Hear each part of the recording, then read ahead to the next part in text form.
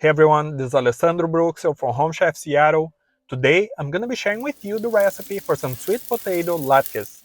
These latkes are great on their own, but they also make for a perfect side dish. I like to serve it with some grilled salmon, with some smoked salmon or gravlax and sour cream, as a side dish with some lentils and pork, or even as a side for a Brazilian feijoada. We're going to be using 2 medium-sized sweet potatoes. I'm using 1 orange and 1 yellow sweet potato. Start by peeling the potatoes, then shred it using a heavy grater.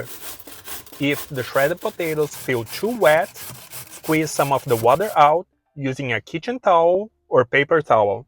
Next, finely dice half yellow onion. Try to dice it as small as possible.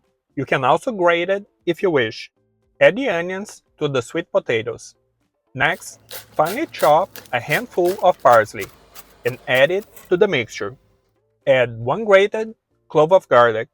Mix everything well, then move it to the side of the bowl, making a well in the center. Add 2 eggs and season with some salt and fresh ground black pepper. Beat the eggs well, then incorporate with the rest of the ingredients. Next, we're going to be adding between 4 to 5 tablespoons of all-purpose flour. You need just enough flour to bind the mixture without making it too thick. Next, heat up a large skillet and add a good amount of vegetable oil. Add tablespoons full of the mixture onto the skillet. Then, using a spatula, lightly press and flatten the latkes. Flip the latkes and fry each side until golden brown. You can add more oil to the pan if needed between batches.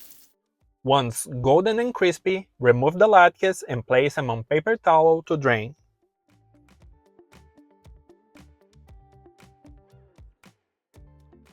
And the sweet potato latkes are done and ready to be enjoyed with your favorite toppings or as a side dish.